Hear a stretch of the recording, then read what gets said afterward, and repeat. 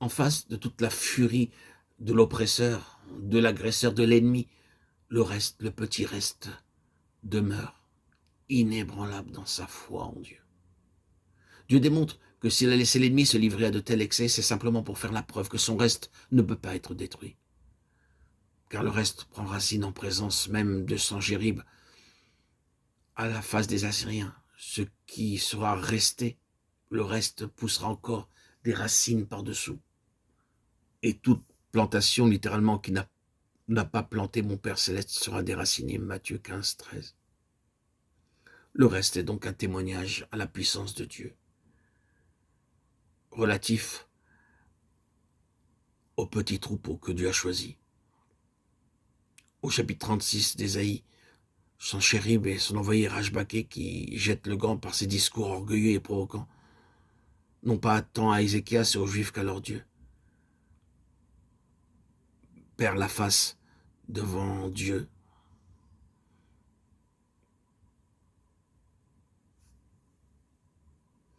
Malgré la toute-puissance de l'armée assyrienne, elle ne parvient en rien à détruire le peuple de Dieu. Et le reste, le petit reste, subsiste, en dépit de tout, et pousse de nouvelles racines. Vous qui êtes en pleine mêlée, connaissez cette furie de l'oppresseur, de l'ennemi, et c'est avec quelle âpreté l'ennemi poursuit la réalisation de ses plans.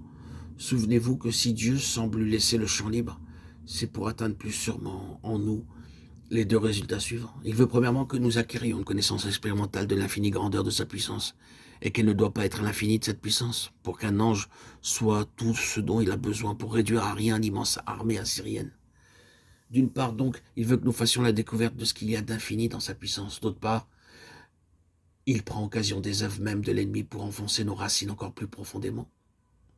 Le Seigneur exploite la haine de l'adversaire à ses propres fins, l'âpreté même de ses efforts. Il l'utilise pour enterrer nos racines encore davantage et nous rendre d'autant plus inaccessibles à la puissance de Satan.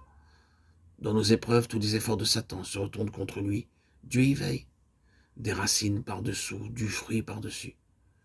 C'est là, nous en sommes certains, ce que Dieu est en train de faire. Nous traversons épreuve sur épreuve. C'est l'ennemi qui en est la cause et le Seigneur ne nous en protège pas. Mais dans l'épreuve, nous apprenons à bien connaître la vraie puissance de notre Dieu. Et grâce à un enracinement plus profond, nous acquérons une fermeté que nous n'avions pas connue jusqu'alors. Dieu est à la recherche d'un peuple qui ne puisse pas être ébranlé, contre lequel l'enfer, malgré toutes ces démonstrations d'arrogance et d'orgueil, doit s'avouer impuissant. Le reste poussera encore des racines par-dessous. Oui, c'est de cela que Dieu a besoin.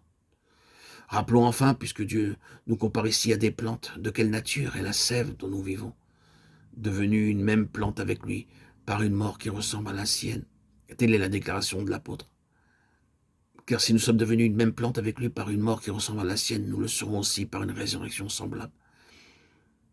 Si souvent c'est l'ennemi qui est l'occasion de notre identification plus complète avec Christ dans sa mort, ses assauts, ses provocations, ses accusations, tout.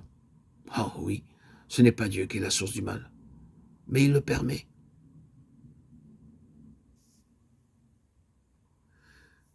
Comment donc le Seigneur a-t-il pu permettre cela dans ma vie, me direz-vous? Tel est bien souvent le cri de nos cœurs. Pourquoi cette chose-là, justement, cette parenthèse si douloureuse, si sombre, pourquoi le Seigneur l'a-t-il permise? Il aurait pu l'empêcher. Pourquoi? Pourquoi? Mais c'est grâce à cette chose-là que nous sommes devenus une même plante avec le Seigneur Jésus dans sa mort. C'est grâce à elle que nous avons vu plus que jamais. Auparavant, s'épuisaient les dernières ressources de notre vie personnelle. Oui. Et parce qu'il en a été ainsi, nous avons aussi connu le Seigneur comme nous ne l'avions jamais connu jusque-là. Et nous occupons maintenant une position telle qu'il ne sera pas si facile à l'ennemi de nous ébranler la prochaine fois. C'est dans ces chemins douloureux, dans ces expériences de mort que Dieu manifeste sa souveraineté. Devenu une même plante avec lui par une mort qui ressemble à la sienne. Vous souvenez-vous du jour où vous avez été planté de cette façon? Est-ce vrai que vous avez été planté en Christ crucifié? Ou bien êtes-vous simplement l'annexe de quelque chose? une simple adhérence quelque part.